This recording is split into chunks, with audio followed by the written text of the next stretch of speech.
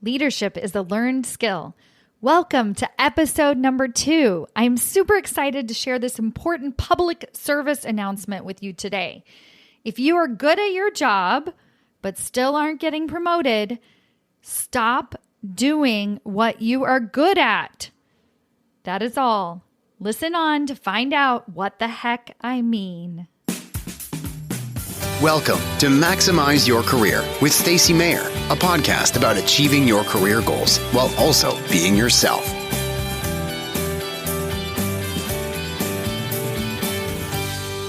Welcome back. I am so enjoying my new podcast, and I hope you are too.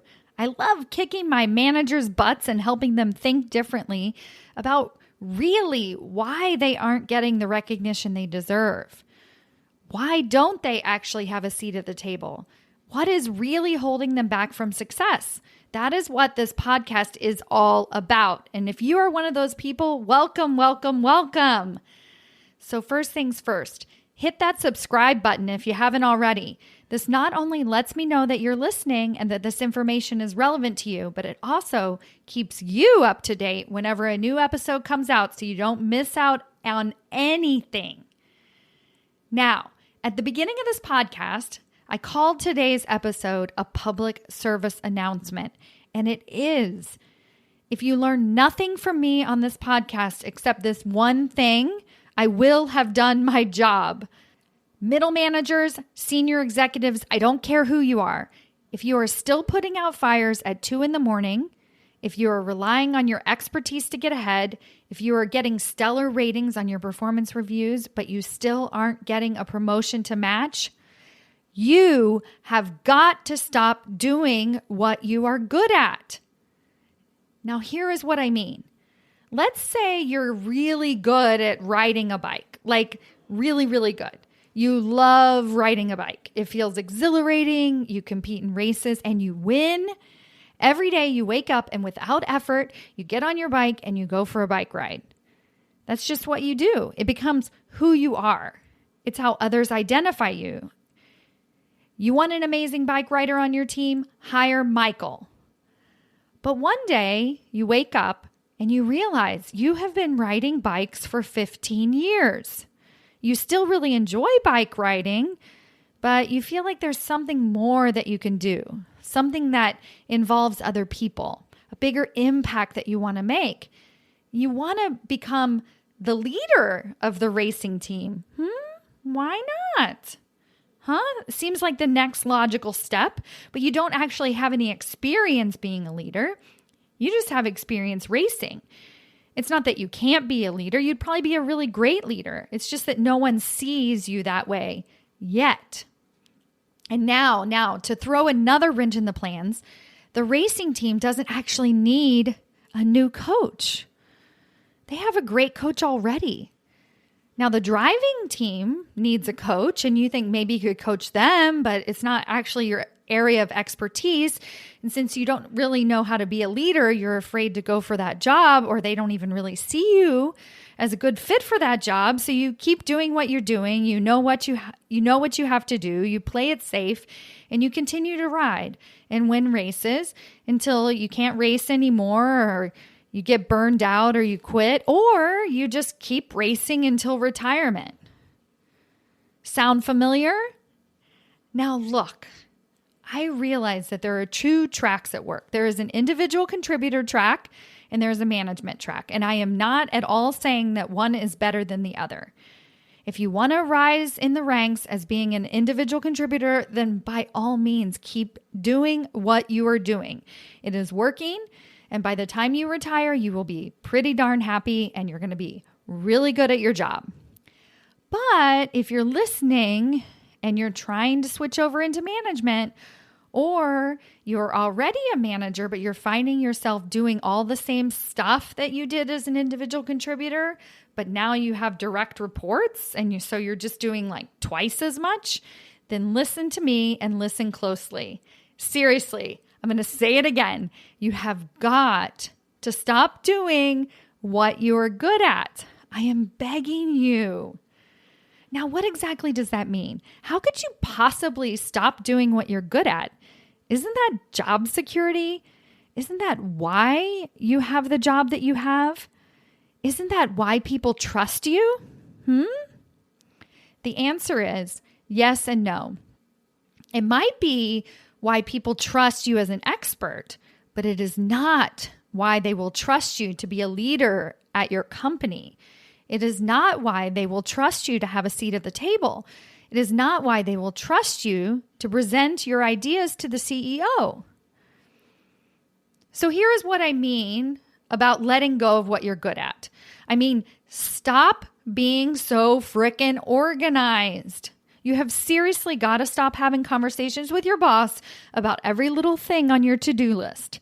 You have got to stop motivating your team through tasks and projects, and you need to stop planning your week based on what is actually in your calendar. You have got to stop letting go of what you're good at. It means stop being so nice. If you're repeatedly told that you are the nice guy, that is a problem. And I know this one all too well because that is me. I am always the nice guy at work. If harmony is your number one strength, that is a problem when it comes to being seen as a leader. Now, I am not advocating that you be mean instead by any means. We need more kind leaders, more empathetic leaders, more harmonious leaders at the top. But what I am saying is stop trying to people please all the time. You have got to let go of what you're good at. I mean, stop relying on your expertise to get ahead. Maybe you've been doing the same thing for 15 years and you're really, really good at it. Great. I'm so happy for you that you have found something that you're good at. But that something is not getting you a seat at the table. In fact, it is keeping you out of the leadership meetings because what they need at the table is someone who can think strategically, someone who can tie your expertise into the big picture, and that someone is not in the weeds all the time doing it all themselves. You have got to let go of what you are good at. I mean, stop meeting deadlines. Okay, you should probably meet some deadlines, but what I mean here is that you have got to stop meeting the deadline all by yourself. You have got to stop scrambling at the last minute to pull everybody together. Sometimes that might require extending the deadline, especially if by doing so, you can hit an even bigger target for the organization. You have got to let go of what you are good at. I mean, stop being a task manager. Just strike that word entirely from your vocabulary. From now on, you're going to use words like strategic and vision. You're going to motivate your team through values and ideas and let someone else organize it all. Sound terrifying or impossible? Then that means you especially need to start operating this way. Let go of what you're good at.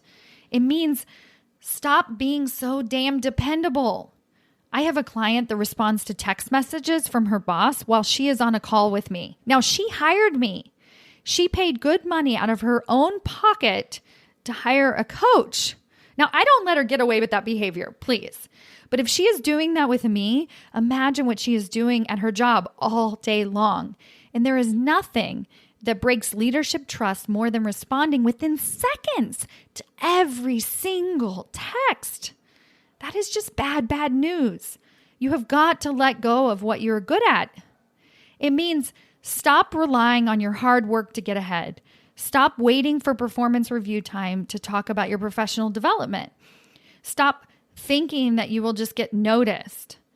I know you think it is being respectful, but all it is really doing is showing your boss that you aren't proactive, that you can't think strategically, and if you can't speak up for yourself, how are you ever going to be able to lead a team? I mean, seriously, let go of what you are good at. That is a lot of things that you need to stop doing. Now take a minute and get real with yourself.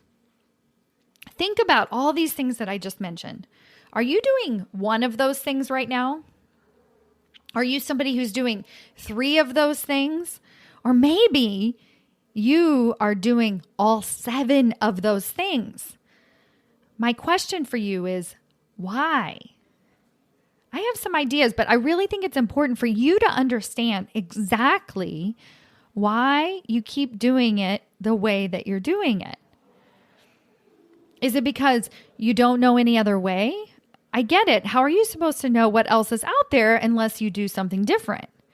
Is it because you are too afraid to let go of what is working? Of course you are. If you are like me and you're in your mid-40s, it's risky to make such a big career move. People depend on you. You don't have the same energy or drive or ambition that you had in your 20s. I get it.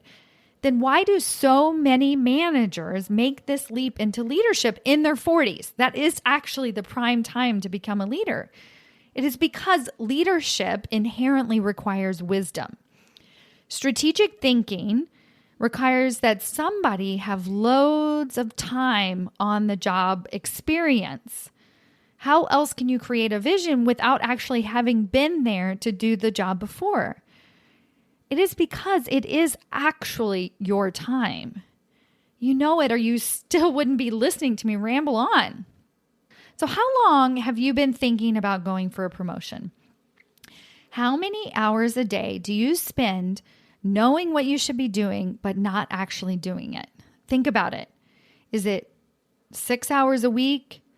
6 hours that you could be taking strategic action? 6 hours that you could be networking or meeting people? 6 hours that you could be asking better questions and getting to know the leadership team? I am begging you, stop wasting your hours. There just aren't enough of them in the day. This is not useful for anyone. Plus, your company needs you to be a leader.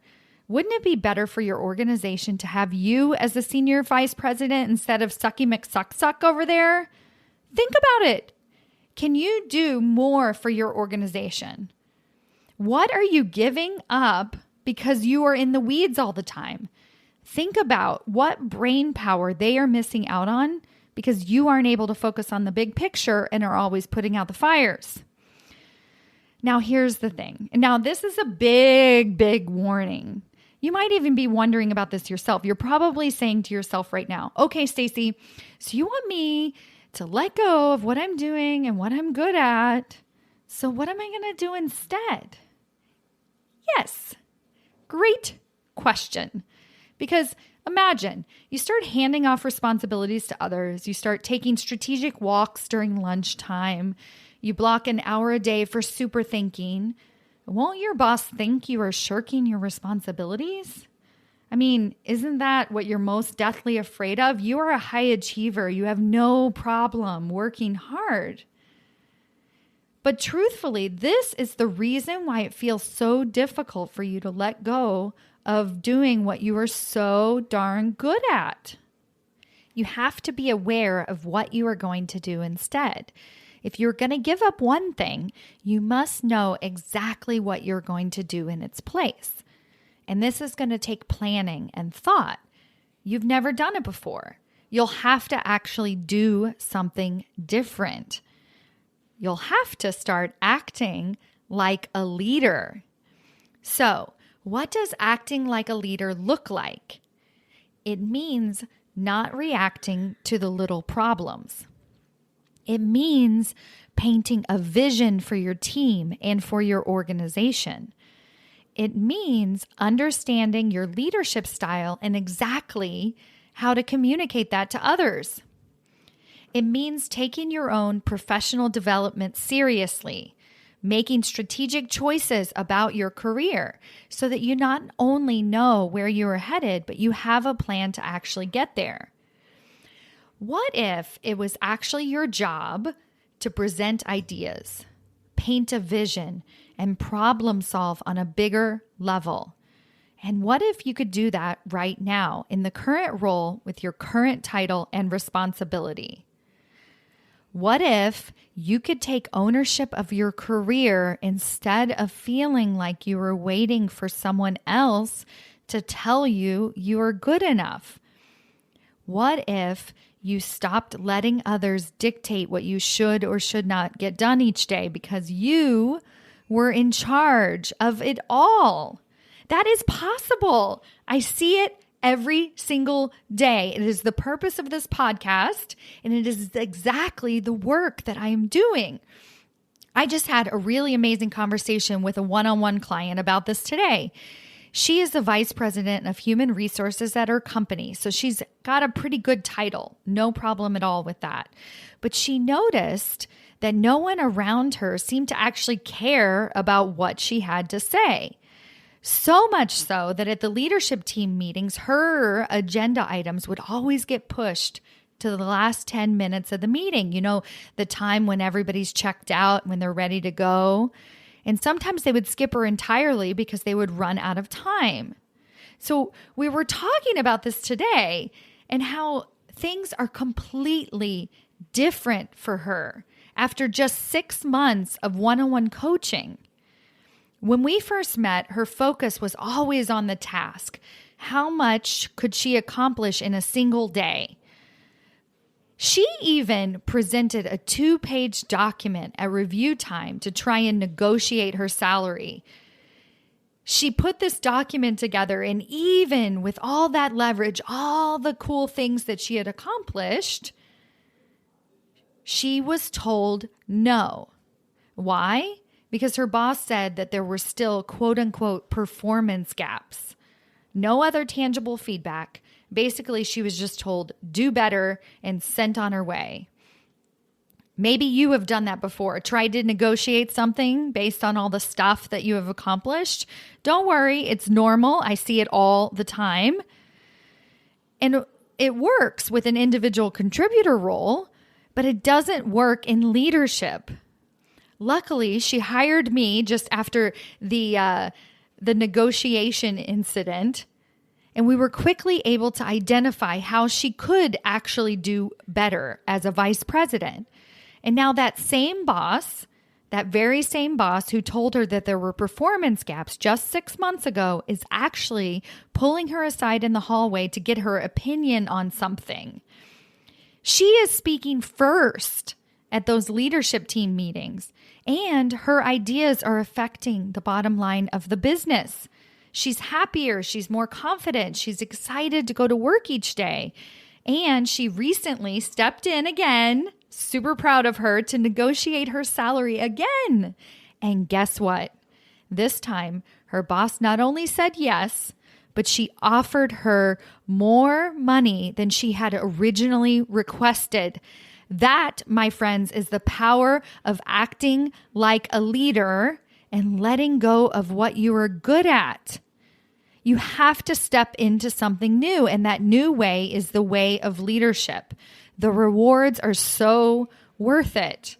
I promise. Thanks so much for joining me for another episode of Maximize Your Career, and I look forward to seeing you all next week. Bye.